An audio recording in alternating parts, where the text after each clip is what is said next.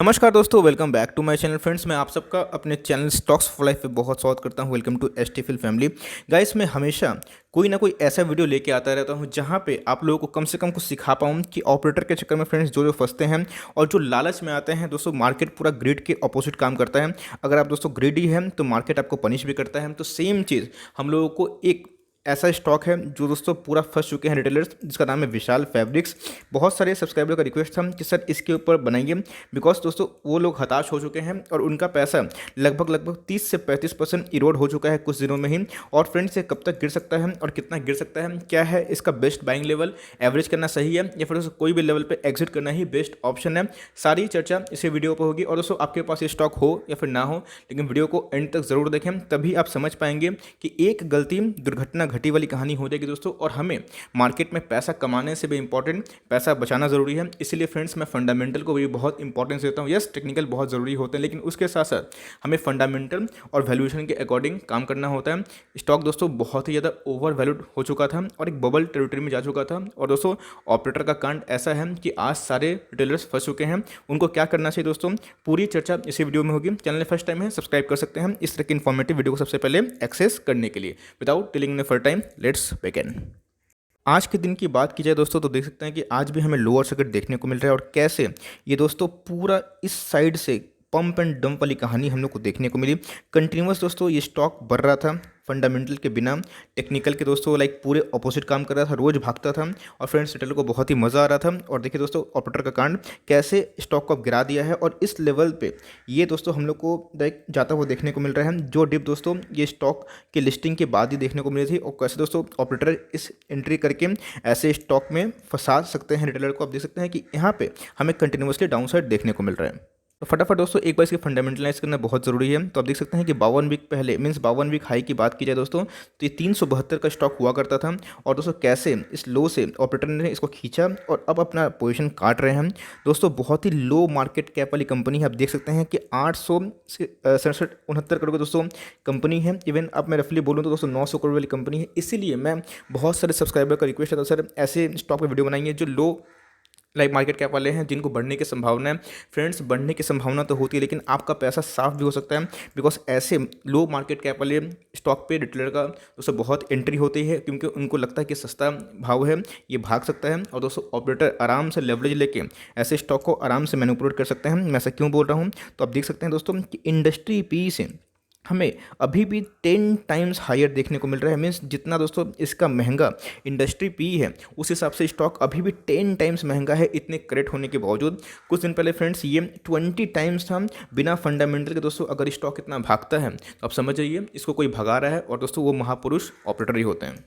अब देख सकते हैं दोस्तों, मैं इस पैरामीटर को सबसे इंपॉर्टेंट मानता हूं। और दोस्तों आप सही में एक्नॉलेज करिएगा, बिकॉज मैंने आपको बहुत बार समझाने की कोशिश करी है कि जहां दोस्तों अंधाधुन आप देख सकते हैं रिटेलर अपने पोजीशन को बढ़ाते रहते हैं, वहां पे दोस्तों हम लोगों को एक खतरा महसूस होने लगता है। जब दोस्तों अपना एफ और डी अपने स्टेक काटते हैं, और फ्रेंड्स जब रिटेलर पूरा अंधाधुन इसमें अपने स्टेक को बढ़ाता है, उनको लगता है कि वैल्यू इन्वेस्टिंग है।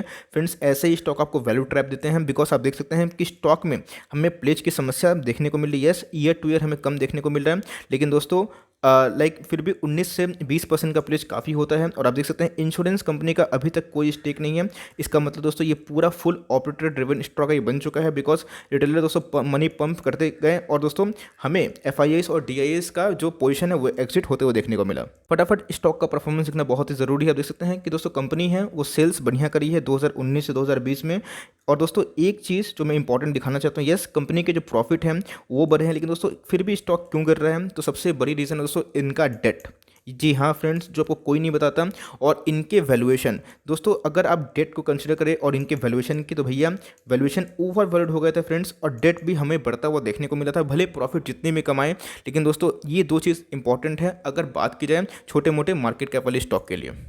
कंपनी के रिजर्व और सरप्लस की बात की जाए तो ठीक ठाक ही है, हमें दोस्तों ईयर टू ईयर बढ़ते हुए देखने को मिल रहा है। कंपनी दोस्तों रिटर्न ऑन इक्विटी बहुत ही इंपॉर्टेंट पैरामीटर होता है। आप देख सकते हैं कि ये भी टाइम बढ़ा है, लेकिन दोस्तों ऐसे like very small cap company ये दोस्तों एवरेज है, ये बहुत ही फैंटास्टिक नहीं है। और बात की जाए ROCE की, तो वो भी दोस्तों हमें बढ़ता हुआ देखने को मिल रहा है। जो सबसे इंपॉर्टेंट चीज़ फ्रेंड जो इस स्टॉक के लिए सही में एक काल है वो है दोस्तों इनका डेट। तो आप देख सकते हैं कि इनके इक्विटी के अगेंस्ट में इनका डेट उनसे ज़्यादा है। इनके दोस्तों इक्विटी जो शेयर्स हैं उससे ज़्यादा कंपनी ने डेट लिया है, इसलिए फ्रेंड्स उनके जो शेयर्स है वो प्लेज हम लोग को देखने को मिल रहे हैं। और जिस हिसाब से इतनी बड़ी समस्या है दोस्तों डेट, उसके बाद लो मार्केट कैप वाली कंपनी, और उसके बाद दोस्तों हर हर करके भागे जा रहा था बस एक न्यूज़ की वजह से, तो भाई उसमें तो गिरावट देखने को मिलेगा ही। अब फटाफट दोस्तों इनके लॉन्ग टर्म जो कैसे परफॉर्मेंस है, ये सेल्स में कंटिन्यूस हम लोग बढ़ोतरी देखने को मिली।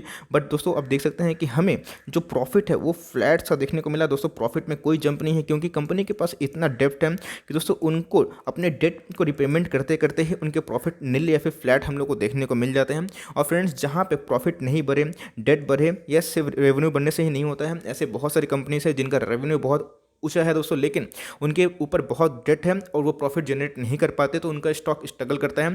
तो ये बहुत बड़ी प्रॉब्लम होने के बावजूद अगर दोस्तों बिना अंधेधुन अगर स्टॉक भागे तो वो गिरता भी है। और चलिए दोस्तों अब करते हैं टेक्निकल एनालिसिस कि कितना भाग सकता है और कितना गिर सकता है, क्या है दोस्तों बेस्ट बाइंग लेवल, या दोस्तों हमें इग्नोर करना चाहिए।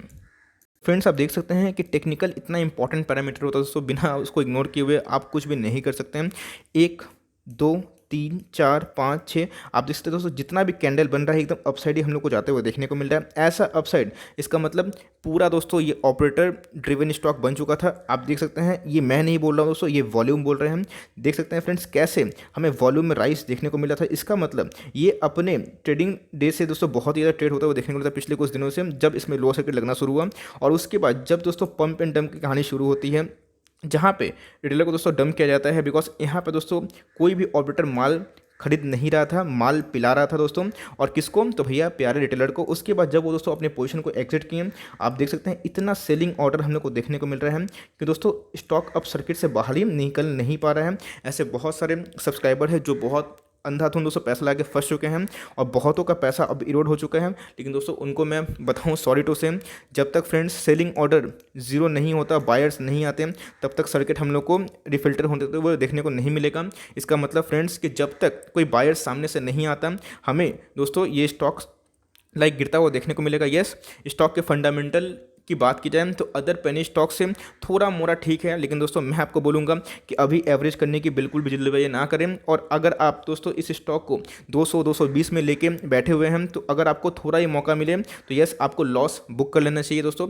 ये दोस्तों मैं अपना पर्सनल एक्सपीरियंस शेयर कर रहा हूँ, बिकॉज ऐसे बहुत सारे स्टॉक्स होते हैं जिनका रेपुटेशन अगर एक बार ख़राब होता है, अगर दोस्तों वो गिरना शुरू होता है, तो हो सकता है कि आपके पैसे दोस्तों -70% भी कर दें। और दोस्तों ऐसे बहुत सारे स्टॉक हम लोग का लाइव एग्जाम्पल है। अगर आपको मौका मिलता है, अगर सामने से बायर्स आते हैं, तो आप चाहें तो 10-15% का लॉस बुक कर सकते हैं। बिकॉज दोस्तों फिर उसके बाद हो सकता है कि फिर हमें एक लोअर सर्किट देखने को मिले। दोस्तों होने का कुछ भी हो सकता है, बिकॉज जहाँ पे ऑपरेटर होते हैं तो उनके माइंड में क्या चल रहा है फ्रेंड्स, ये हम लोग को कैसे पता चलेगा। लेकिन हम लोग जो इतिहास बोलते हैं, जो चार्ट्स बोलते हैं कि एक बार दोस्तों जहाँ पे लोअर सर्किट लगना शुरू होता है, वहाँ पे हम लोगों को कोई भी जल्दी रिकवरी देखने को नहीं मिलती है। 7NR, मौर्य उद्योग और अन्य दोस्तों कितने सारे स्टॉक हैं, इनके लाइव एग्जाम्पल है, जहाँ पे दोस्तों हम लोगों को रिटेल का पूरा पैसा साफ होते हुए देखने को मिला। इवन दोस्तों मेरे एक फ्रेंड के मित्र हैं, उन्होंने 7NR में दोस्तों 20 लाख लगाया था।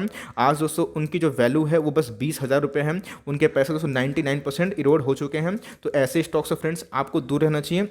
और फ्रेंड्स अगर आप निकल नहीं पाते हैं, बहुत लोग मैं जानता हूं कि आपको एवरेज करने की सलाह देंगे। फ्रेंड्स एवरेज मत करिएगा जब तक स्टॉक स्टेबल ना हो जाए, अप ट्रेंड में ना चला जाए, और दोस्तों एक स्टेबिलिटी हम लोग को देखने को ना मिले इनके फंडामेंटल में, तब तक आप एवरेज करने की भी ना सोचिएगा। बहुत ऐसे लोग आएंगे दोस्तों आपको एवरेज करने की सलाह देंगे।